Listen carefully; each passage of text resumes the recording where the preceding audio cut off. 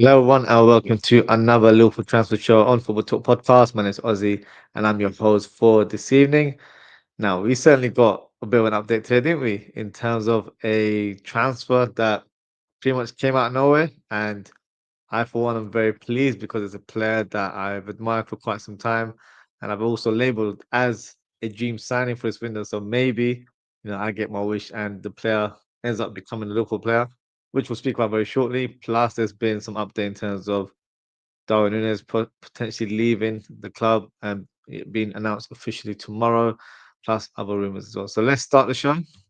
And this is the guy that I'm talking about, Bradley Barcola. Now, we were definitely, well, I certainly was caught off guard in terms of this breaking news that Liverpool are in pursuit of signing Bradley Barcola. And this is one of the tweets that broke the social media airwaves, I guess. And just to read out loud, Liverpool Football Club set to proceed with a concrete offer to Paris Saint-Germain. Reds are very determined to transform their interest into a bid during recent talks. They won't be under 100 million euros, which is roughly 87.5 million. So it's not too crazy in regards to the fee. Isak situation explains this Liverpool new strategy, real impact, more to follow. So the sort of the big talking point, I guess, in regards to this rumor, and I think it was the first question that a lot of fans had was, does this mean the Isak deal is off and that we're signing or we're approaching PSG for Barcola as an alternative target? I don't think so, if I'm being honest with you. Now, I could be wrong, but I feel like I've got a few ideas in my head. So one of the ideas is that maybe, and I hope it's not true because I do like that maybe the Barcola news is to put pressure on Newcastle to accept a bid whenever we officially make one. So basically, what I'm trying to say is Barcola is a smokescreen, and we're not really trying to target him in this window. So that could be a possibility. Or we've just basically identified Barcola as a direct replacement for Luis Diaz. Of course, we don't have a left winger apart from Cody Gakpo in the team. Now, the second follow-up question to that, or the point is, does this block Rio's path to the first team, or should that not be the focus? Now, it would to an extent because obviously then you have two wingers in sort of Gakpo and Barcola occupying the left wing position, and it might hamper his halfway or his progress into the first team. But I've said this quite a few times in recent weeks. For me, it's all about having the strongest squad available for the upcoming season. Rio 100% has a long-term future at the club, but even despite his great performances in pre-season, I don't feel like we should rush him into the first team fold. We need to be a bit more careful, be a bit more calculated in terms of managing expectations, but also making sure that he is developing at the right speed. We've just not fast tracked him to the first team because of a few good performances in preseason. We don't want to make that mistake. Um, and we wanted to make sure that, he's not got a lot of weight on his shoulder whenever he's playing for the first team. So for me, there's quite a few scenarios here where, Isak and Barcola aren't like for like players. Barcola is a traditional winger who predominantly plays on the left, can also play on the right. Even, he can play as a striker if required. And Isak is a pretty much, a gunman in front of goal. He's the main striker. Uh, so for me, I don't think it's one or the other. I think it could be two things. It could be where the Barcola interest is more of a smokescreen to push the envelope towards Newcastle and make sure that they accept a bid that's I'm expecting, to come very, very shortly or very soon in that matter. Or we're trying to sign Isak and Barcola, which yeah, for me it's a dream scenario because we've spoken about wingers over the last few weeks. And even though I've said, Rodrigo seems to be the main man or the top of the shortlist, if it was my personal choice in terms of identifying a left winger, I've always said Bradley Barcola to be that guy. Because for me, he would bring something different to our squad or our current crop of players. Probably Bar Rio, because I think stylistically they're not far apart. But what I'm trying to say is with Barcola, you're getting a winger that likes to attack in behind defenders, and he can stretch the opposition. Whereas someone like Rodrigo, good technical player, but he's not going to go on the outside and take fullbacks on. He likes to play ball to feet. He's that type of winger. He likes to, pass and move and thread through balls. He's not going to do anything out of nothing. He's not that type of player. Whereas Barcola, for me, he has that kind of special quality where he can create a chance out of nothing. And sometimes you need that from a player, especially when you're playing against low blocks, which for us will probably be on a regular basis. You need someone to, you know, grab a rabbit out of the hat sort of thing and produce a moment that comes out of nowhere. So you need those type of caliber players in your team. And I think Barcola fits the bill. I know with Barcola as well, he's had some issues regarding contract extensions. So that might be why, we're in pursuit with the player. Also, something I mentioned a few weeks ago, PSG actually held interest in signing Rodrigo. So maybe they're open to selling Barcola, and that definitely gives Rodrigo the pathway to sign for PSG because they've got quite a few attackers. So if Rodrigo was to sign, they'll have to, vacate a space. And Barcola might be the person that gives up his spot um, and, is available for a transfer, I guess. So for me, this is a dream scenario in terms of Isak and Barcola being in the same team. So what I'm going to do, I'm going to present two teams where one scenario is basically with both Barcola and Isak. If that is going to be Liverpool's angle, or if it ends up being the end result regarding targeting these two players, or I'm going to have a team B, which is basically just having Barcola because if Isak doesn't come through, which I'll be honest with you, I highly doubt. I feel like we're so far gone in regards to getting Isak. It's only a matter of time that happens. But let's say in a scenario where Newcastle aren't willing to do business, or they've said 150, take your leave, and we're like, no, we'll rather wait a few months and we'll get him in January, so we won't get him in this window. So let me sort of paint the picture in terms of having a team without Isak and how that would look with our current crop of players. So let me present Team A in this scenario. Um, let me bring it up for you guys. So there we go. Got us. There we go. The ads disappeared now. So in terms of uh, as I'm seeing the ad comes up again. So this is the current team right now where Salah, of course, starts on the right, and I think on paper, Chiesa will remain as the backup for him. I don't expect Chiesa to. I have a feeling he'll end up staying now, and the player that will end up departing is Harvey Elliott. So I think on paper this would be Salah's sort of backup, and then in your number 10 role will be Verts, and I'm going to put Jones in there because I've got Szoboszlai behind him in the lineup. So Jones more than adaptable to playing that number 10 role, but in this scenario, the number 10 role isn't really the talking point. The talking point is our wide areas slash striker. So if we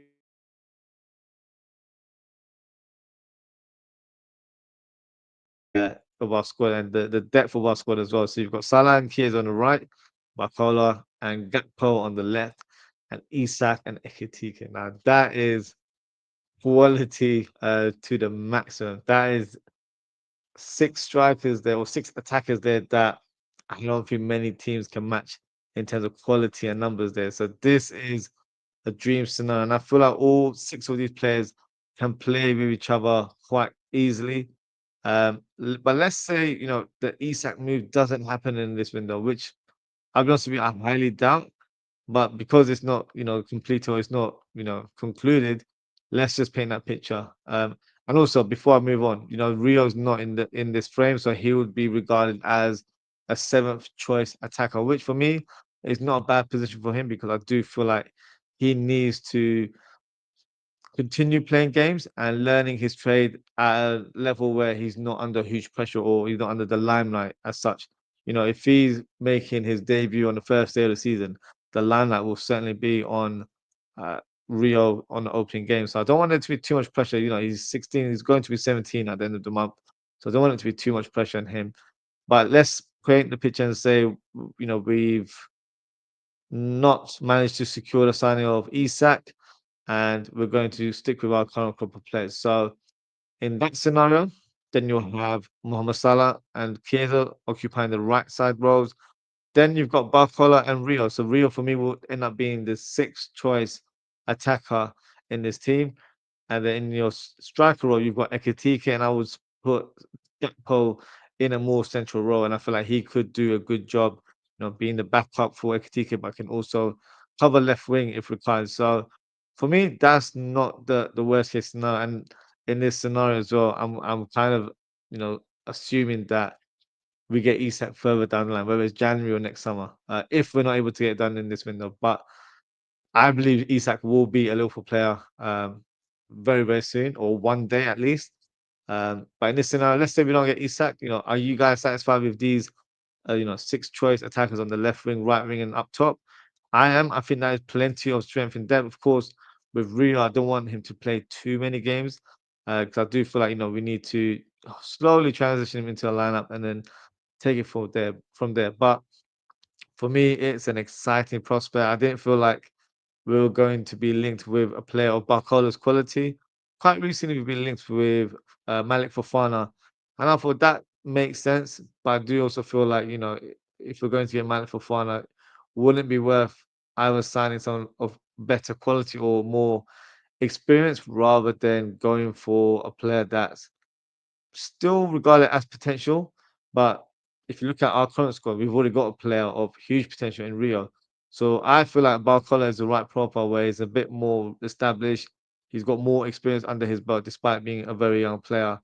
And I feel like, Barcola is one of those players where he can play in different roles. He can play on the right hand side if required, can play up top if needed as well. So for me, it would add great balance to our team, but also great strength in depth where, it doesn't even matter which front three play. I feel like there's such a good quality that, we would definitely be troubling any team in front of us. So exciting prospect, nonetheless. But let me know what you think in the chat if this is something that excites you having Barcola and Isak in the same team. Because I feel like with some fans, they're not completely sold on Barcola, and if you're one of those fans, please let me know why. But in my eyes, I feel like he's the one that will give us a different dimension in our attack. So let's see. I'm hoping this move or this rumor escalates a little bit more and it becomes a bit more concrete and serious. Right now, it's pretty much speculation, but it's coming through a lot of sources. So you never know. We might get some official news tomorrow. But sticking with Barcola as well, in terms of his stats last season, he had a fantastic season for PSG, and he wasn't even a main starter at times. Last season in all competitions, including the Club World Cup, I guess.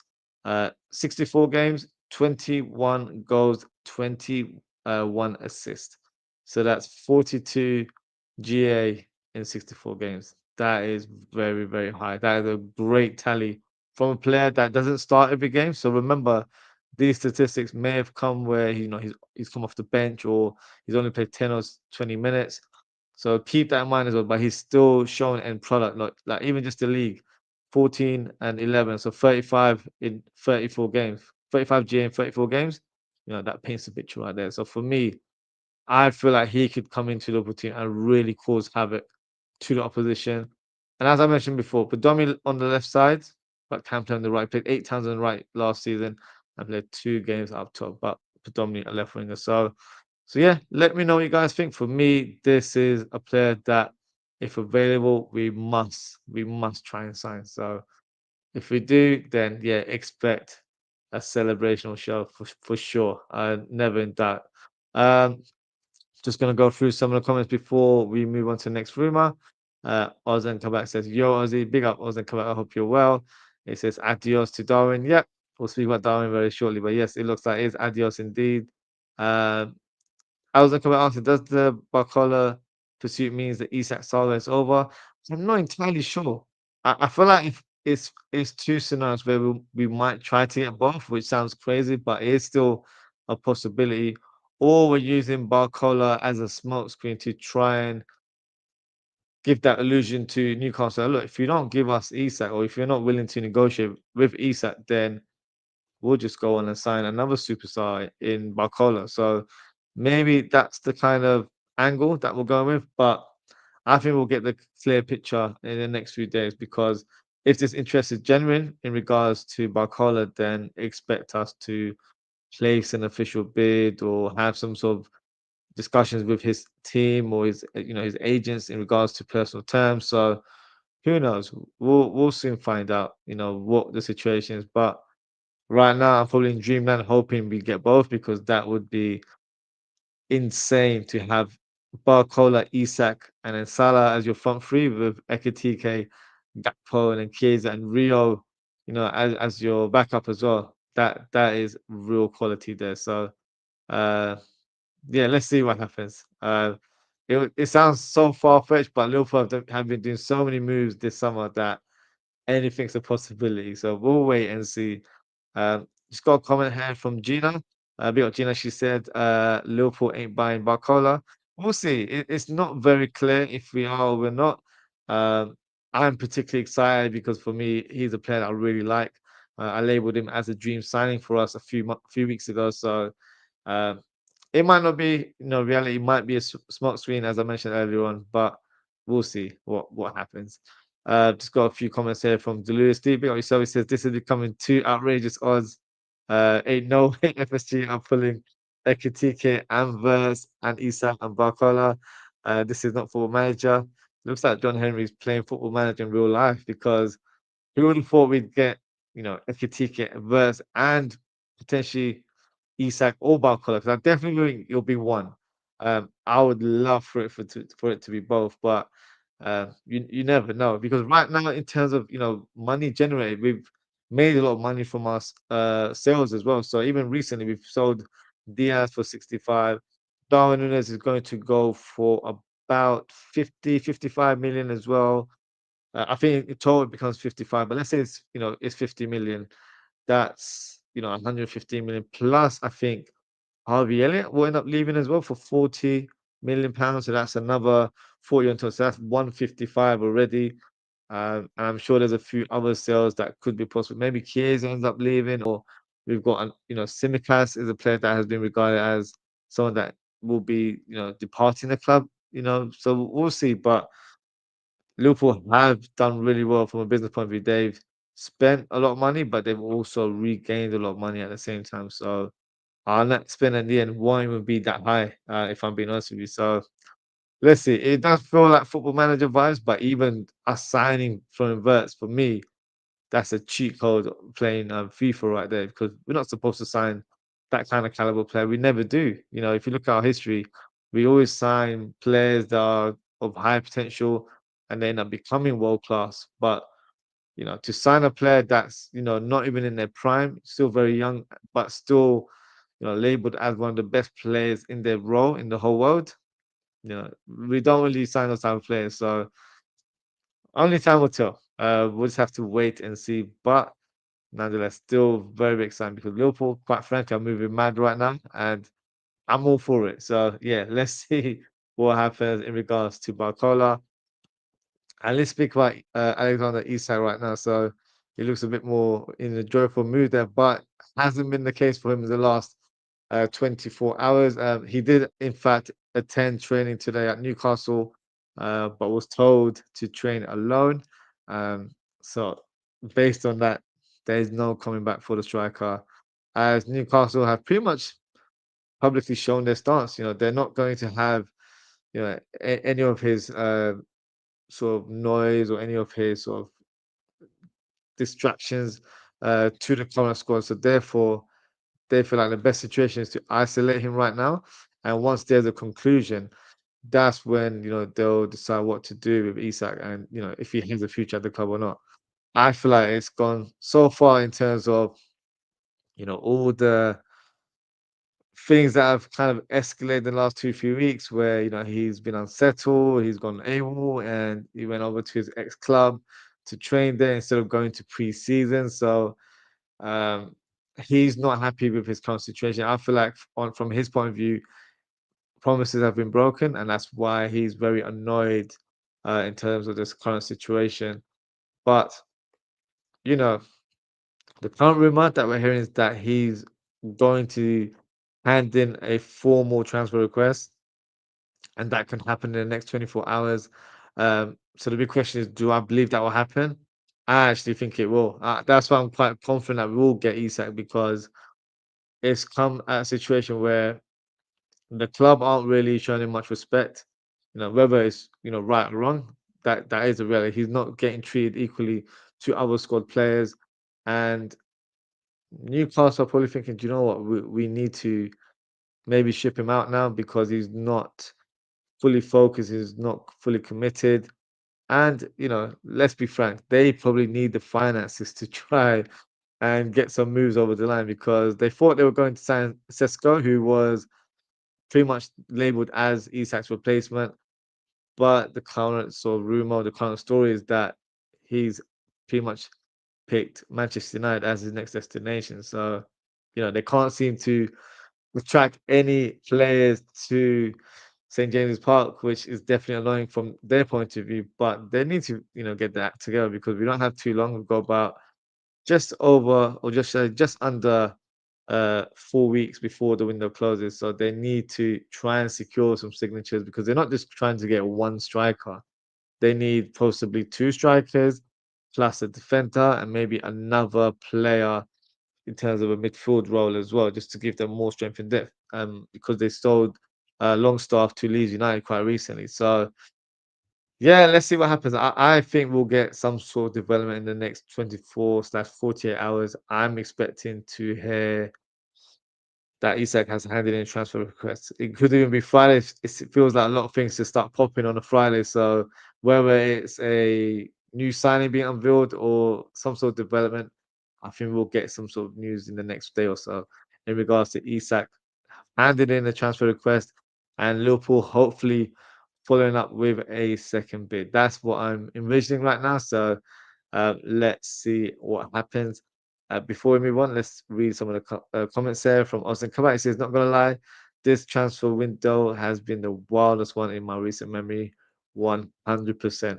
I'm not really, indulging what other people are doing in this window. For me, from a Liverpool point of view, it's been absolutely crazy where you can mention names and feel like, oh, that's not realistic. And then boom, like we're signing Verts. Um, Newcastle thought they were playing us by not selling us Isak and thinking, oh, we'll try and push them towards getting Ekatike. But in the end, we got their primary target, and now it looks like we're trying to get their striker. So, we pretty much played 4D chess with them. And, we've signed Kirkes and Frimpong, who look very exciting in the team. And then just to have these quality players all the way around.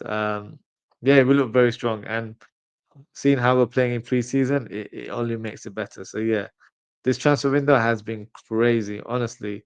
Um, this time last year, I wasn't doing daily shows because there was no developments in regards to Liverpool transfers. But every day, there's something happening, whether it's incoming or outgoings.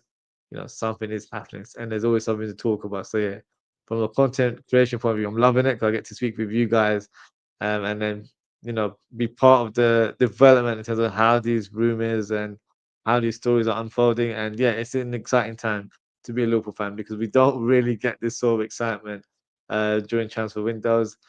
And it also says, who would have thought bloody Indy Kalia is legit tier one source now? He is literally undisputed champion right now. He's breaking news for not just Liverpool, for like different teams, like to United as well. So he's the GOAT. And then, people, I was gonna come out, you actually mentioned it to me earlier that maybe that's honesty. You just never know. I feel like it could be where it's a well-known journalist and that's their burner account, who knows? But yeah, he's whatever he's releasing now, it's literally gold dust. So we gotta enjoy it. Honestly, before, he was coming up with wild rumors, but now everything's landing, and it's landing with real impact, and he's got a bit of credibility under the bank now, I guess. So yeah, I'm all for it. Let's see what other news he breaks in the course of the next few weeks.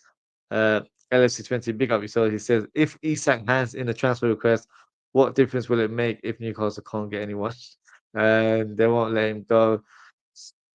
That's the problem there. And I don't mean to be when I say this, but Newcastle don't seem to have the pull right now in terms of acquiring, you know, decent players. And when I say decent players, look, they can go on and approach a player within the Premier League or Championship. If there's someone that's shown great promise there. Unfortunately for Newcastle, they're shopping in the same places that Liverpool shop, where United shop, Chelsea shop. So, when you're amongst those sort of big ballers, I guess, it is very hard to get the deal over the line. So, maybe they have to think of alternative targets. So currently they've been linked with the likes of Watkins, Wissa, and I feel like those two are more realistic options for them. And they're not bad options either because they are Premier League proven strikers. So they're not bad, additions to the squad in my opinion. But of course they wanted to sign Sesko, who's sort of like the next big striker or next big striker with potential.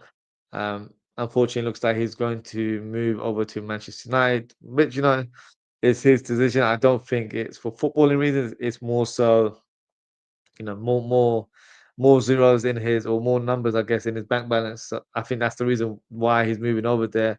Because from a footballing point of view, doesn't make a lot of sense. They're not a team that are currently challenging for anything. They're not in Europe. That seems to be a popular theme amongst United fans that, oh, we're not in Europe, so we're going to challenge for the title all of a sudden. I don't know where this energy is coming from, but yeah, football is a humbler, so it will come back to bite them in the end, I guess. But I think from Liverpool's point of view, we can only give them so much time and space to find their additions or find their replacements. Liverpool need to be firm now and say, look, this is the guy we want. We've spoken behind the scenes. You know, he's not happy. We're not happy that you're playing hardball right now. To suit all parties, let's try and conclude a deal. And with the finances involved, we'll give you 80 million up front that can be used for you to sign whichever striker you want. So hopefully that can, that kind of stance or that kind of mood can set the tone of finalizing a deal. But we'll have to wait and see. Only time will tell. But I believe he will hand in a transfer request because it's come to a stage where he's shown his call. He's not happy. He's frustrated, and he's been punished by being told to train by himself. We'll probably end up training with the youth team at one point as well. So now he feels like he's getting mistreated. So it's not going to be a win-win situation. The only situation that will appease all parties if they allow him to move. So hopefully that happens sooner rather than later because I don't want it to be where this rumor continues to, you know, keep rolling until the last few days of the season. I would like it to be wrapped up this week, and we can try and get him, training the squad and get him ready for the first day of the season, which is against Bournemouth next Friday. So hopefully, that is a reality, but we'll have to wait and see. Now, on to the next rumor, or should I say, close enough to being official news now, and that is Darwin Nunez. So last few days, in particular, we were hearing news that it could be AC Milan that ends up being his next destination. But AC Milan don't seem to have the finances to try and get that deal over the line.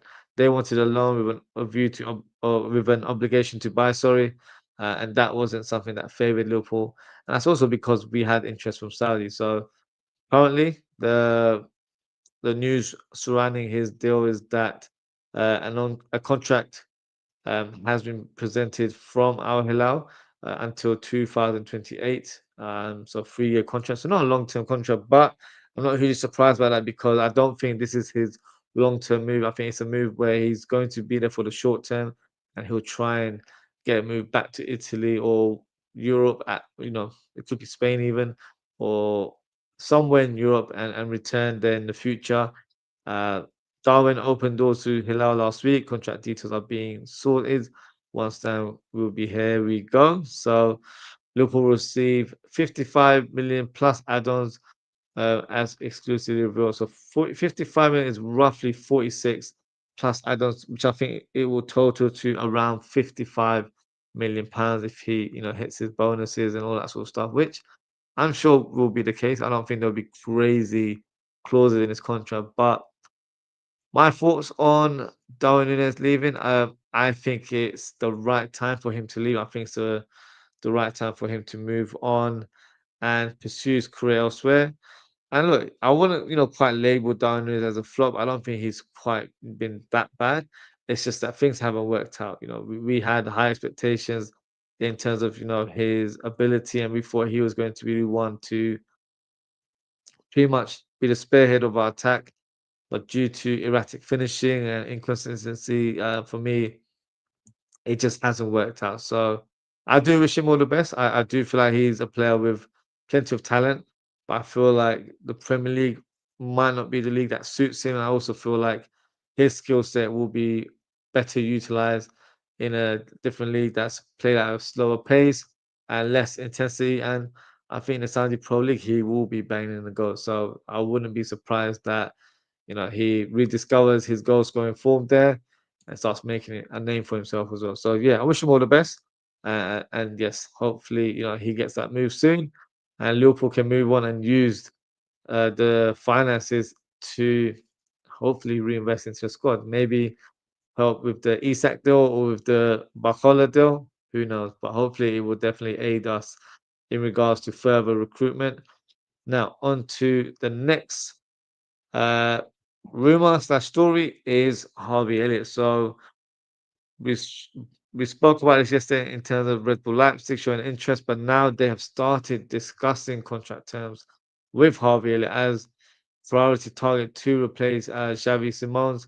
Uh, Discussions ongoing, waiting to understand the player's decision. So not who's surprised there because I do feel like Harvey Elliott needs to show some sort of indication that he's happy and willing to move to the Bundesliga.